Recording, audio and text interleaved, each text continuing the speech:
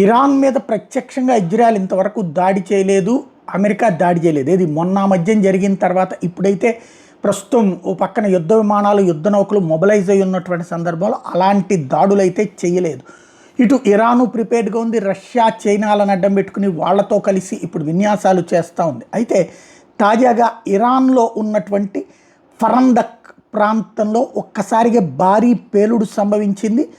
అది కరెంటు ఒక్కసారిగా స్ట్రక్ అయిపోయింది. ఆ ఊరంతా కూడా కరెంటు ఆగిపోయిన నిమిషాలలో ఒక భారీ పేలుడు సంభవించింది.